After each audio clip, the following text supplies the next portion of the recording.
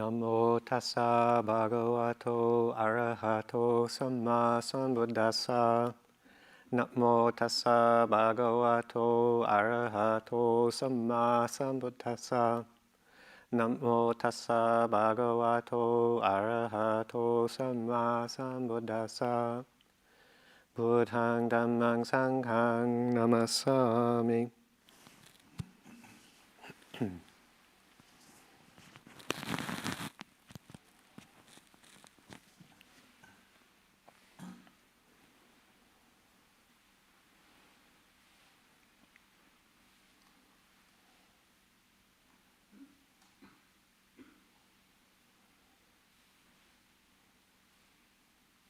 So just before this evening's puja, I remembered that the date was January 19th, which was my mother's birthday. So if she were... You're right, it's February. I lost a month. Well, that shoots that one. We can still dedicate the merit. A month late. Is it already February 19th? Her birthday was January 19th. Anyway, she would have been 97 on January 19th. Okay. Anyway, if she's listening, this is dedicated to you, Mom. She died just over 3 years ago.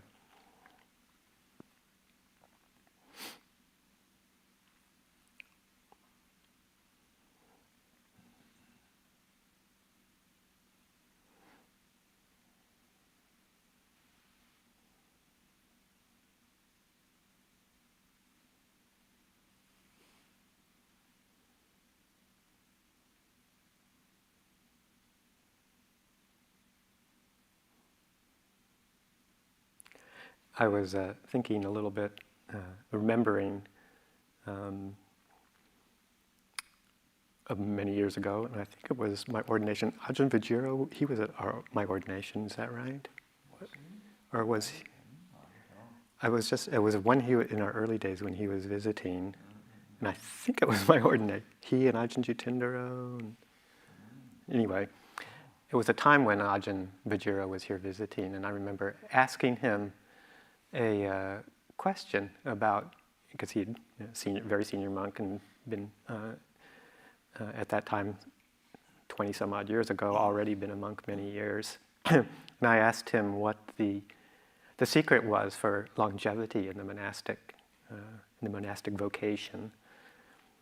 And among other things, he replied that it was was a lot involved with the fact that other people really wanted him to succeed, wanted him to be content and stable in the monastic life, and that this sense of support and encouragement from other people was something that really helped him stay the course, so to speak, and continue with his monastic career. And I've remembered that all these years. And it's been a real useful reflection, particularly in the earlier years, when doubts or concerns or frustrations or the inevitable, what am I doing? The senses of, I haven't gotten anywhere in this path, this training, what do I have to show? I haven't, to kind of quote a line from a Therigatha, not a finger snap of peace. Particularly like I was saying in the earlier years when the defilements are rearing up very strongly over and over again, and you kind of wonder what you're doing, and you have the stamina and the motivation, the commitment to keep going. And I say that in regards to monastic training, but it's It's true for anyone, sincere, long-term, committed lay practitioners as well. These periods of difficulty happen, and it's useful to have some strategies to kind of work with that. And that recollection, just that one recollection, has been always very helpful. That even if I feel or have felt that I wasn't quote unquote getting anything or getting anywhere, or making any progress, not a finger snap of peace, which it sometimes feels like, that I'm not doing this just for myself. We're not doing this just for ourselves. We're doing it for everyone. And that there are people out there who want to see this continue, want to see this practice and this tradition and this commitment at whatever level people are making it. They want to see this succeed and happen because there's a sense of appreciation that it does bring goodness into the world.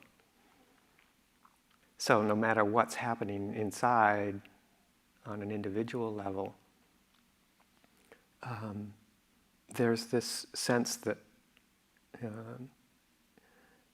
it's important to keep going. It's important to keep putting effort and to making the commitment in whatever way is possible.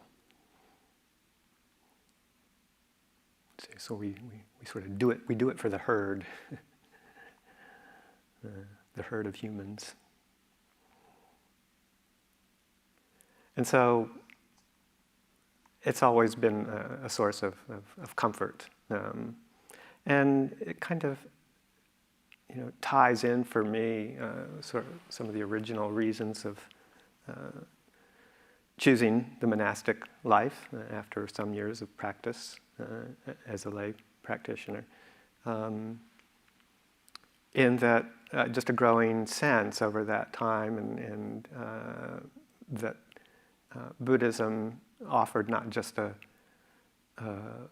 way of meditation to help calm a troubled mind, but had a whole system of values that I held very important in my life. And it wasn't until I actually came upon the Buddhist teachings and realized that it was much more than just meditation, and that it actually had a very clear set of values that I could align myself with. In fact, that I, in a way, mostly felt quite naturally an affinity towards, and kind of wondering where I was going to be able to find that in the world, and then came upon these teachings and this tradition, and the teachers, and realized, oh, here is a living tradition that embodies the values that I hold dear. And it's these values from the Buddhist tradition are pretty well spelled out within the Noble Eightfold Path itself. And the Noble Eightfold Path, as most people are aware, is a set of path factors, 8 path factors that have a certain logic to the order in which they are presented, 1 through 8. Of course, we all know that the Noble Eightfold Path is very well integrated, and all the path factors support each other. They revolve around each other and feed back on each other in a very organic kind of way. It's not just a linear 1, 2, 3, progression where you have to perfect right view and then you go on to right intention or right thought and perfecting one before you go to the other. It's much more organic than that. But there is a certain logic in the sequence as well, and that, say, you're starting with samadhi, right view on the mundane level, realizing what the Four Noble Truths are, the truth of suffering and the truth that there is a way to the end of suffering, the cause, and the teachings on cause and effect, the fundamental sense that we can make a difference in our lives, in our experience, through intentions of body, speech, and mind, and that what we do makes a difference. In various other aspects of right view, that there is the possibility of liberation, especially. And then that view supporting samma sankappa, the right thought, right intention, right attitude, the mental factors that one sets in place that then serve as a directional navigation compass for right action, right samma vayama, right effort, samma sati, right mindfulness, and samma samadhi, right composure. Still trying to translate from concentration to composure. But that samma sankappa is kind of is that value system, is part of that value system that is quite clearly talked about in the Noble Eightfold Path. And classically it has three components to it. The developing or establishing the intention or thoughts around non-ill will through establishing thoughts, intentions around non-cruelty or non-harming, and establishing thoughts and intentions around renunciation. And those three are core values that are important to reflect on and establish as the basis for our actions and speech and development of the mind, the heart as well. The basic premise of non-harming, kindness and simplicity, those basic premises, renunciation, simplicity,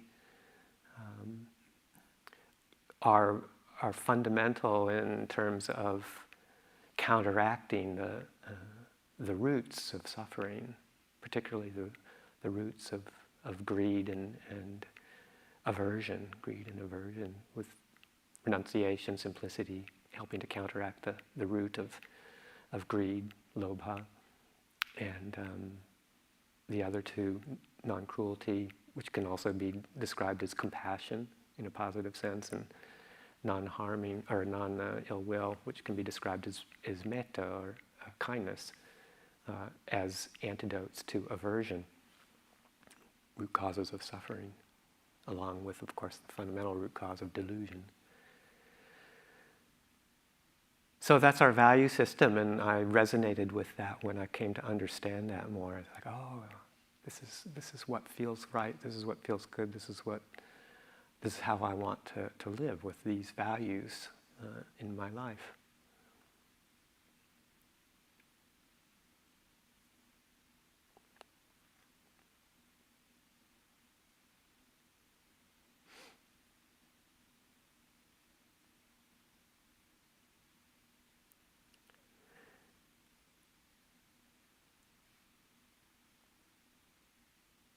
So there's different ways that we can reflect on these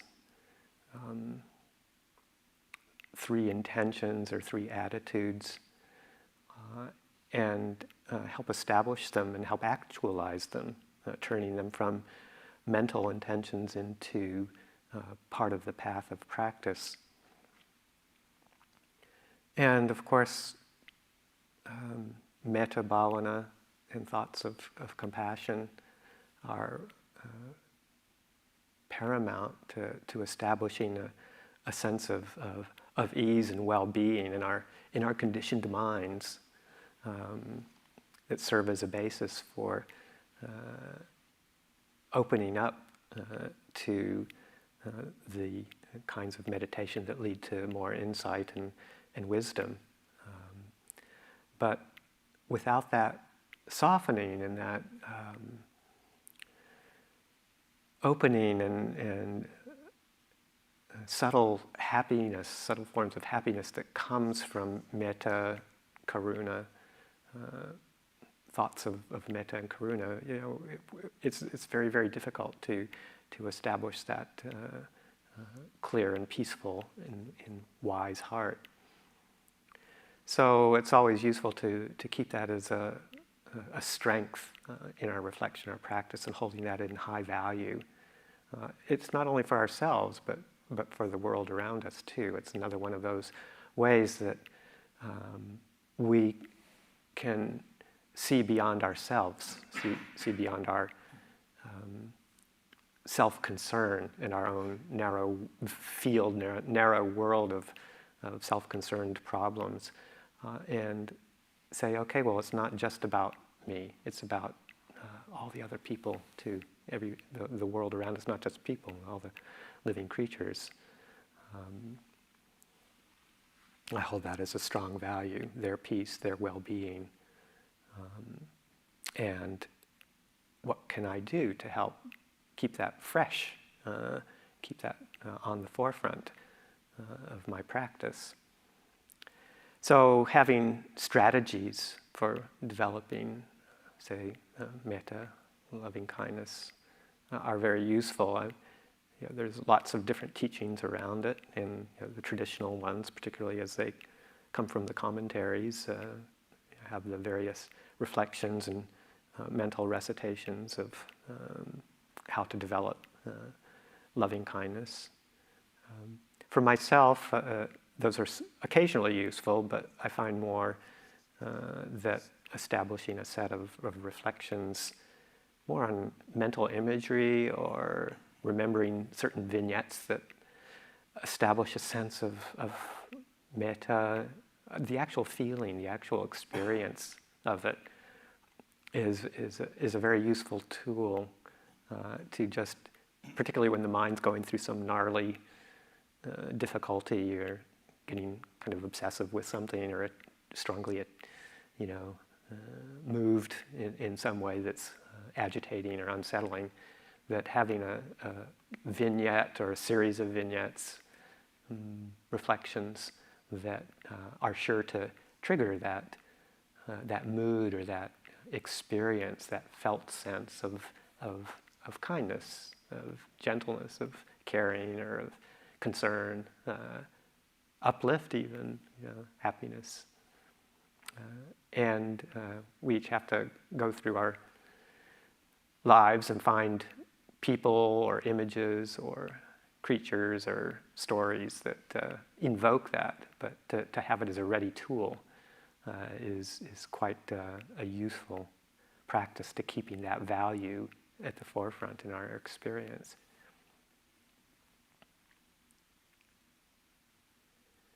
And I have a series of them, a number of different ones, and more recent times that, especially in the past few years, as my mother, speaking of my mother, she was coming to mind today because I thought it was her birthday. But in the past few years of seeing her before she passed away, of aging and growing more frail and more dependent, and going through the trials and tribulations of dealing with an aging body, an aging mind, aging intellectual capacity, brings up some of those vignettes that we, my sister, myself, my brother, experienced over those years. And the vulnerability and the tenderness are certain images that come up and produce a sense of softness and caring. So I find that those are very useful amongst several other kinds of images that are good. But there was one that's been coming up, one memory of a certain few moments with my mother before she passed away. That there's one that has been coming up a number of times recently. And it's one that I've never actually shared with anybody. I don't think I even shared it with my sister, who pretty much shared everything with during that few years. We kind of walked that road very closely together with my mother. But it's one that it's just a real moving kind of experience that I had with her. And it was just about 6 weeks or so before she passed away, and I had been going back and forth between here and Boston, a number of times that year, and things were moving towards culmination of her life, and we all knew that. And she was living in an assisted living facility at the time that just wasn't able to meet her care needs any longer. She was just getting too frail, and they didn't really have all that great a staffing for somebody of her level of need. And we had arranged for nursing home for her, which was very hard to do because I had all sorts of conceptions about it, but we found such a wonderful one with her own private room and excellent staff and the care that she needed. It was getting close to the day that we were going to make the move. And visiting her in her still in her assisted living place. And I haven't really talked about this probably a whole lot because there was a little bit of embarrassment or concern that maybe some of the more orthodox constituents of our tradition would feel a bit uncomfortable with the position I found myself in. I'd always tried very hard to, keep up the monastic etiquette, and my brother was always present with visits to my mom. We would convene. He would come up from North Carolina, I'd come from here, and we'd convene at my sister's. And she lives there with her husband and her my two nephews around a lot of the time. So, but this was a particular time when my brother wasn't able to make it up, and there was no other males available. So it was just me and my sister visiting my mother, which it was just the way it was. There wasn't really any choice in the matter at that time. Anyway, we were there visiting, getting ready, making the last final preparations for the move, which was probably going to take place, if I remember correctly, in a couple of days, pulling things together and getting her ready. And she was just so out of it and so weak, almost 94, and her memory really starting to go, and her physical abilities. It was very hard for her to move around. She was mostly in a wheelchair and just was having more and more trouble even transferring by herself from bed to chair, bathroom, all that kind of stuff. And anyway, we were there, and she had to use the bathroom. And my sister was there, and she kind of wheeled her into the bathroom, and Mom was able to get up and transfer herself over to the John and do what she had to do. And but then she wasn't able to get up and get back into her wheelchair. And my sister was like trying to coach her and get up, but she just couldn't do it. And my sister was not in a good bodily shape at that point, had a really bad shoulder, and wasn't feeling so good, and she certainly weighs less than my mother did at that time, and Mom was kind of a round and a bit of dead weight, and Gail was very slender, and she just said, "I can't do it. I can't help, get her up." And I'm standing outside, kind of hovering around the edges, but not there. And she said, "What are we going to do?" And there wasn't any staff around to help. They had been in there just shortly before and had gone. And I thought, okay, well, this isn't what monks are supposed to do, but there's no choice in the matter. So, in my nursing training, I knew how to do it without injuring myself. And I was even skeptical, though, because she was probably 140 pounds to my 130. And although I still thought, well, what choice do we have here? She was really a two-person assist at that time, in that moment, and there weren't two people to assist. There was just one, me. And so I went in there and put the wheelchair kind of 90 degrees to the John, and said, okay, Mom, you're gonna have to stand up so you can go and pivot around and sit in the wheelchair. And she said, well, I can't do it. And I said, well, okay, well, just put your feet back, lean forward, push from the rails, see if you can just get yourself standing. And she couldn't do it.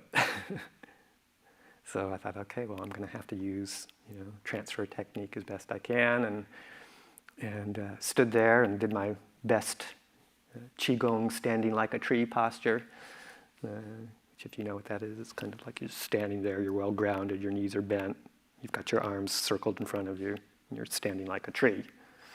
And she grabbed hold of me around my shoulders, and I said, okay, now use my body to pull yourself up, lean forward.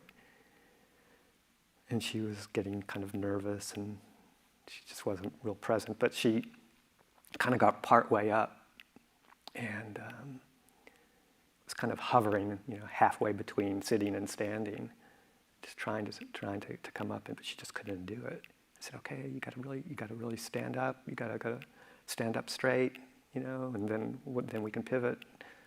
And she said, I can't do it. And I was thinking to myself, well, you got to. And she said, I'm afraid I'm going to fall. And I'm thinking, well, if you go, we both go. But in my best reassuring voice, I tried to say, yeah, you can do it. I'm not going anywhere. No worries. You're not going to fall. And she kind of stood there, and it was just so difficult, so hard. And after a few minutes of we were just kind of standing there, and I'm trying to coach her on, and she kind of looked up at me with this, kind of half here, half gone look in her eyes, and I was just looking at her, and it was there was kind of this moment of contact with our eyes, and it was like both of us knew, or both of us were thinking. I know that she was thinking the same thing. It's like, so it's come to this. This is what's happening in life. So this is where it's come to this. I was thinking that too. So this is what it comes to, doesn't it? These difficult moments when you realize that the body's on its way out. Life is coming to an end. And there was that kind of moment of silence. And I thought, okay, well, we still got to do something here. And I looked at her, and I said, well, you're still going to have to stand up straight. And she just couldn't do it. And all of a sudden, I just kind of, the irony and the amusement and the kind of, just the irony of it all kind of just hit me in almost a humorous way. And I just looked down at her, and there we were. And I just looked at her and said, shall we dance? It's just what came to my mind. And she kind of, all of a sudden, this surge of alertness came into her mind. And she stood up perfectly straight. She just stood up. She let go with one hand and kind of tossed her hand back into the air in a very noble way, as if she were like throwing a rose into the crowd. And I seized the moment, pivoted around, and plopped her in a wheelchair. And I just, as maybe unmonkly as the whole situation was, it was just sort of like one of those moments in life that, you never forget. And that kind of sense of,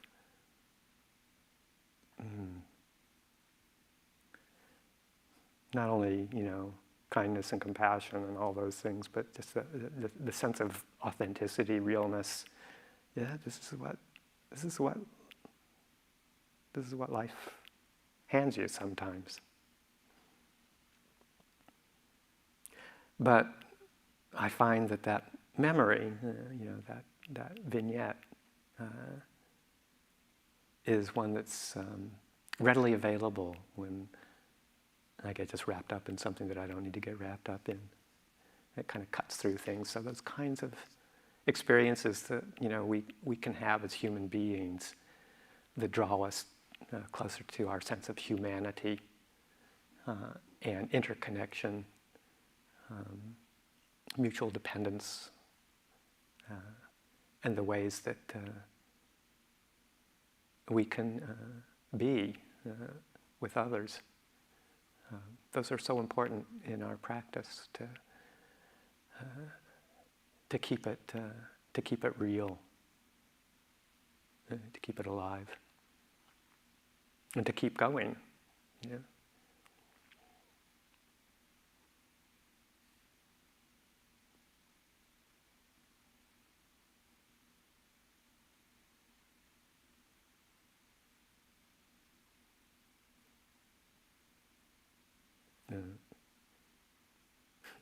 If you're listening, Mom, I hope you don't mind that I told that story.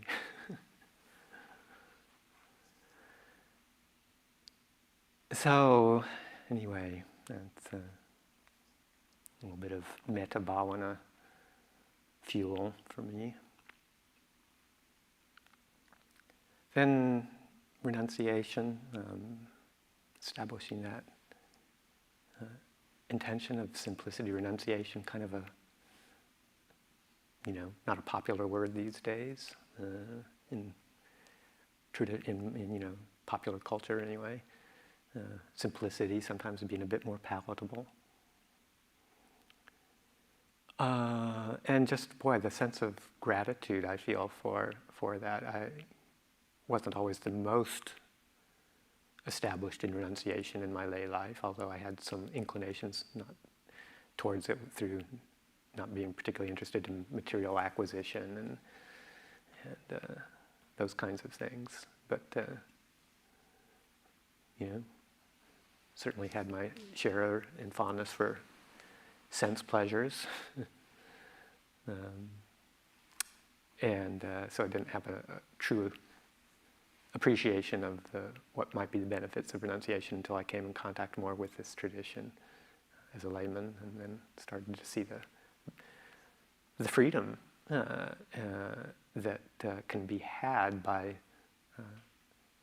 lessening what one has, lessening what one wants in the realm of sense experience, sensory experience, and on the more extreme levels, the levels of addiction and craving that can cause so much suffering.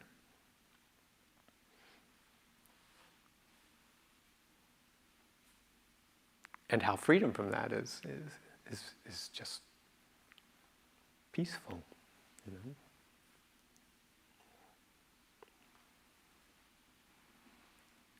There's a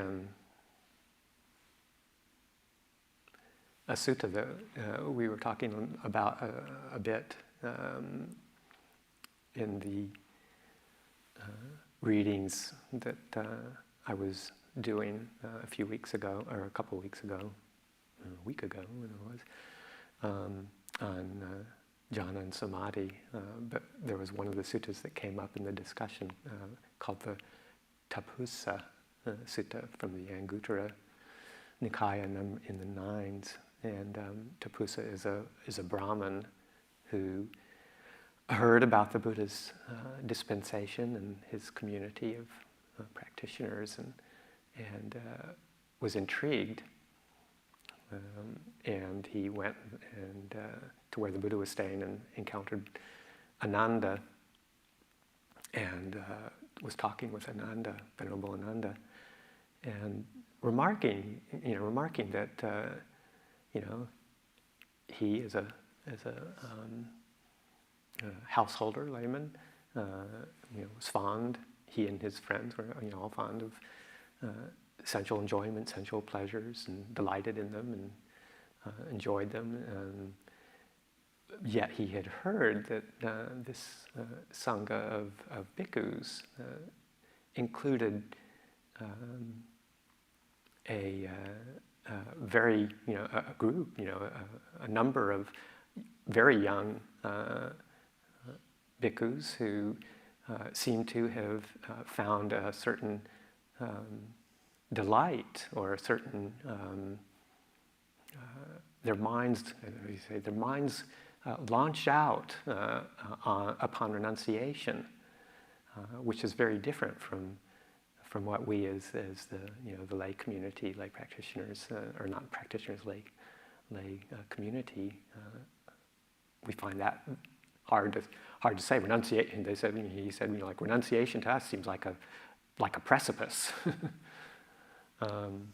and that not only do they launch out on renunciation, but they find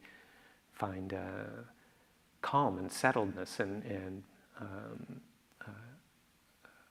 peacefulness in pursuing a lifestyle that's based in renunciation. Is that true? Asking Ananda, is that true? And Ananda says, well, let's take this to the Buddha. And then they go off to the Buddha, and Ananda recounts the story, and the Buddha says, it is so, Ananda, it is so. This is the case. This is the case that there are these young bhikkhus whose minds launch on renunciation and who find calm and peace in that. And then he goes to recount, he said, his time before he was the Buddha, when he was an unenlightened bodhisattva. And he too saw that there was peace in renunciation, but his mind didn't launch out into renunciation, and that he didn't realize the benefits of that. He wasn't practicing in that way, even though he saw that it could lead to peace. And so he reflected, well, why is it that my mind doesn't launch out into renunciation, into simplicity like that? And he said, it's because I haven't seen the downside in sensuality. That's the reason that my mind hasn't launched out into renunciation, even though I see that it is peaceful. And so he reflected on that, and at some time later, he was able to see the benefits, see the downside of sensuality, and see the benefits of renunciation, and was able then to realize that kind of calm and settledness and liberation, as it's worded, temporary liberation of the mind in renunciation, and that served as a basis for developing his meditative, contemplative practice even further. And so he doesn't go into it in that sutta, but there's many other suttas where he, discusses in quite detail how to reflect on the disadvantages of sensuality in some very stark, graphic kinds of ways. And one of them, or there's a whole set of similes that he uses and kind of gathers them into one. They're gathered into one sutta in the Majjhima Nikaya. I can't remember the name of it, but there's several examples of where getting lost in sensuality can lead to difficulty and harm. And they're quite good images, and there's a couple of them that always stick with me as really great images. And one is like that that kind of attachment to and indulgence, overindulgence, particularly in sensuality, is like holding a grass torch that you're using to guide you, but you're holding it against the wind and it's blowing in your face. That's, compared to the danger of sensuality. You're carrying this torch in front of you and it's just blowing straight into your face. And another one that's even more of a favorite one for me is reflecting on, like, suppose there's a dog in a village, a hungry dog, and he knows where to wander to. He goes to stands outside the butcher's shop, and the butcher has a bone that he's completely cleaned all the meat off of, and all that's left on the bone is just a bit of a smear of blood from the animal that he was butchering, and he tosses that bone, that meatless bone, out to the dog, and the dog hungrily grabs the bone and starts gnawing on it and chewing on it, trying to get some nourishment from it. And the Buddha says, "What do you think? Is that dog going to gain any satisfaction from chewing on that meatless bone?" The bhikkhus that he's talking to say, no, he's just going to reap weariness and disappointment chewing on the meatless bone. And the Buddha says that's simile for, the indulging in, sense cravings, with craving as your basis and indulging in sensual pleasures. It's just a meatless bone. You chew and you chew and you chew and you chew and you chew, and it's just like you don't get any nourishment from it. So that's a really graphic image. It's one that's quite strong. And there's others too.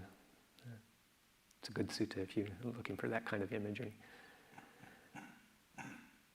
And then there's the Magandhya Sutta is always a real winner if you're looking for strong imagery, where the Buddha goes through a number of different reflections about the drawbacks of attachment in the sensual world, and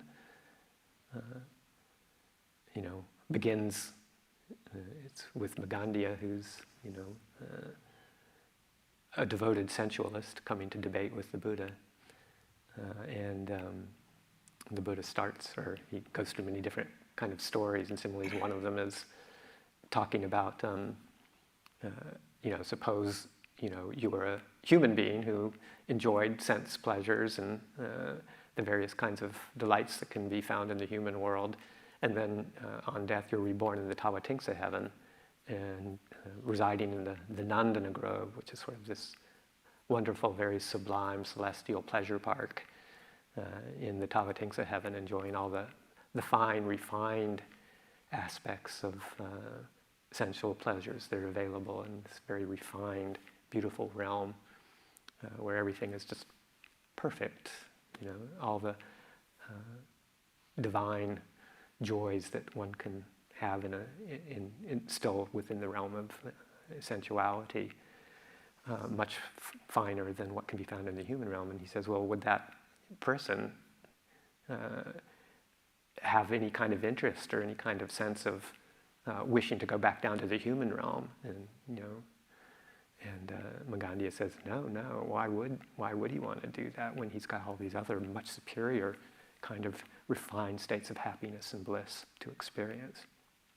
And Buddha says, well, in the same way, what I have discovered in this liberation is that the bliss and happiness and peace in following this path of renunciation results in a state that's much superior to not only the human realm but any of the heavenly realms in terms of its level of long-lasting contentment through peaceful liberation.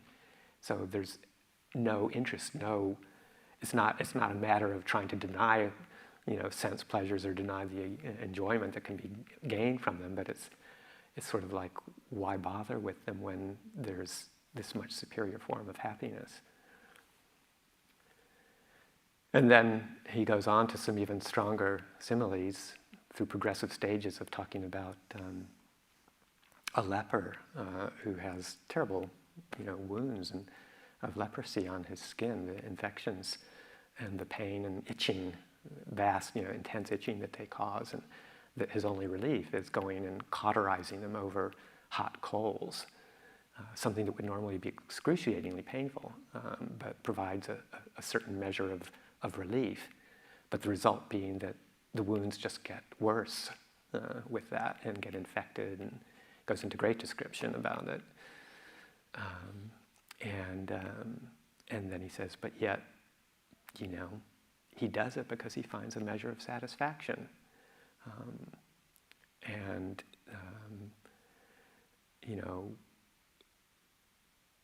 What do you think? He's telling to Magandhi, do you think that if he were cured of that leprosy through some sort of medicine, that he would then want to go back, and even if he, what would he do if two strong men were dragging him over to that pit of hot coals and putting him to burn over it? And he said, would he be enjoying it at that time? And Gandhi says, no, because he's been healed of the affliction.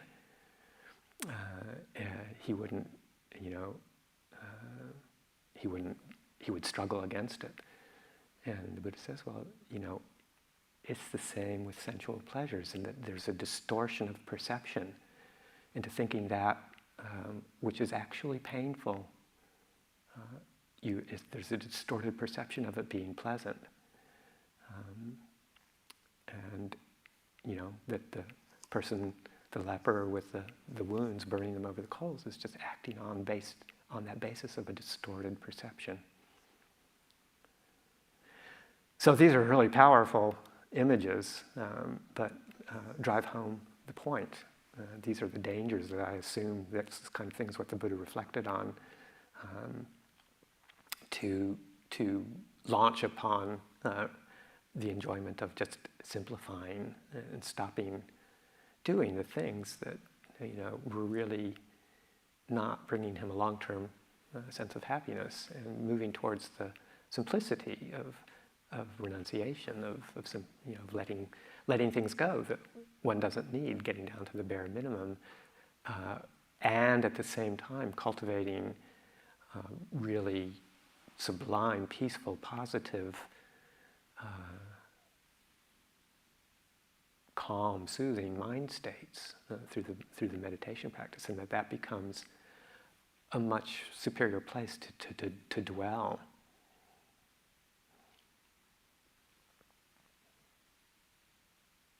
So that aspect of simplifying and just shedding that which you really don't need, in place, in developing in place something that's it's much more gratifying,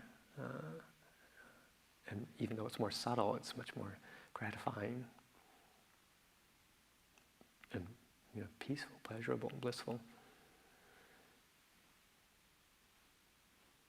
It reminds me of we used to, in the early days of our community here, we used to see a physician who's no longer our physician, but Dr. DeCrona was our family doctor at the time, and he was great. First time I went to him to kind of suss the scene out, and got a very thorough, good physical exam from him. He was very curious about the lifestyle and the monasticism, and he treated some other monastics in different traditions. I think more the Christian traditions, and was curious, and he was very straightforward, and part of his interviewing and history taking was around sexuality, and he says, what about sex in the monastic life? And I said, oh well, we're a celibate order, we don't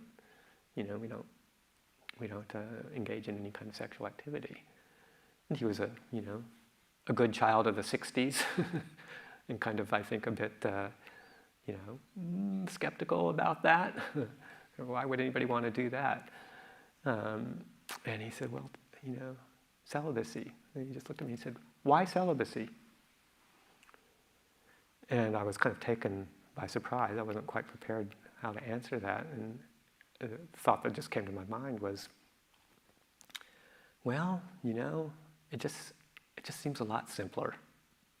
Relationships, they're complicated, and lots of dukkha, lots of complication. It's just, celibacy is just simpler and less complicated. And he looked at me and he said, "That's the best answer I've ever heard." And I'm sure he had gotten some other more fire and brimstone kinds of responses before, the evils of sensuality and all that kind of stuff, which he probably never really took to heart. But he could relate to simplicity. He could relate to that kind of sense of ease that one can have by just decomplicating one's life. So those are just some ways to reflect on the values or the basis for renunciation, and to realize that renunciation is kind of part of a greater progression of letting go that happens in the practice all the way, just not only in the structures that one has around one's life, but in the meditation practice as well. The relinquishment, renunciation are really the thrust of the practice. It's not towards attaining goals or attaining superior states, in a progressively upward kind of way of acquisition of sublime spiritual experience. It's more in the letting go of that which is coarser and allowing that which is more subtle to appear because it's been hidden. And in the Tapusa Sutta, that there's a progression that goes along as the Buddha talks about his mind settling with renunciation and settling into, the first jhana, the first meditation, and the different components of that, and going through the different layers of increasing, I even habituated to use that word, or of maybe it is increasing refinement based on letting go. It's not going deeper and getting more concentration as one develops one's meditation, but it's more in terms of letting go of that, the coarser elements, letting go of the piti or the rapture or the joy, and just experience only, more sublime sukha, pleasure of the body, and then letting that go, in letting the equanimity become manifest, and then even letting the happiness associated, the subtle happiness of equanimity, realizing that that's even a disturbance, and letting that go, and just letting go of all possible conditions, no matter how refined they are, until there's nothing left but opening to the unconditioned, the true freedom from not holding to anything. All part of relinquishment. And then there's another description of that process, talking about in the five faculties, the faculty of samadhi that Luang Por had found as a source in the suttas, and we were referring to that as the description of the object of samadhi. The object of samadhi is, in the Pali, Vasaga Ramana, or the mood, the Ramana, the mood, or the experience, the feeling of Vasaga, of relinquishment. And Bhikkhu Bodhi translates Vasaga Ramana as release. So release is the mood or the experience of relinquishment. And this is what the object of samadhi is. So those three words, renunciation, relinquishment, release, I think point in a direction that you have a really good feeling, one can have a really good feeling for, of where the practice of starting with renunciation can lead to, and eventually to complete release and complete freedom. So these are values, these values of non-harming, non-ill will, renunciation. This is what we establish as our basis for developing the practice, holding these values in mind as our basis, the fundamental template that we operate from, and the rest of the path flowers from that set of intentions, that value system.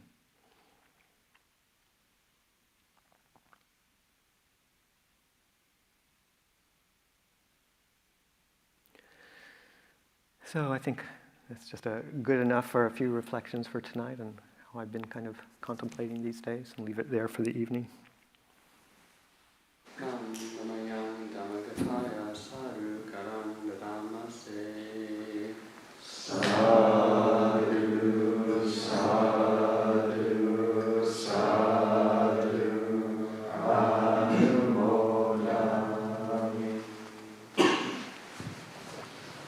We can close with the Buddha's words on loving kindness, Book 1, page 37.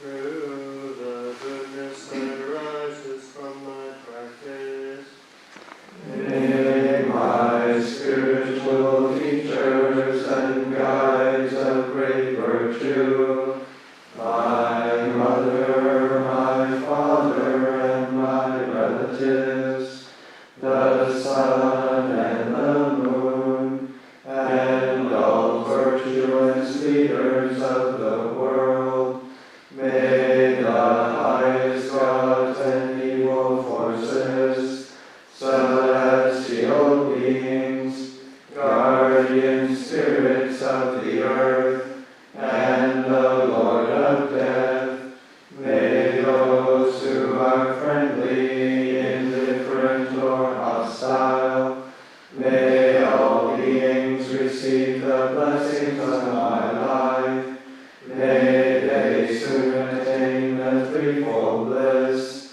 and realize the deathless, through the goodness that arises from my practice, and through this act of sharing, may all desires and attachments quickly cease, and all harmful states of mind, until I realize nirvana in every kind of birth.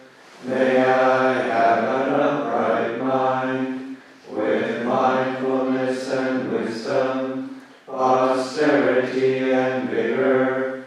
May the forces of illusion not take hold, nor weaken my resolve. The Buddha is my excellent refuge, unsurpassed is the protection of the Dhamma. The solitary Buddha is my noble guide. The Sangha is my supreme support.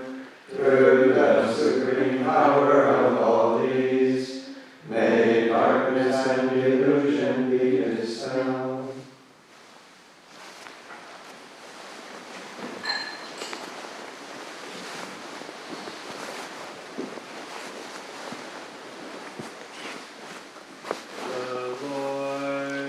The perfectly enlightened and blessed One, I render homage to the Buddha, the Blessed One.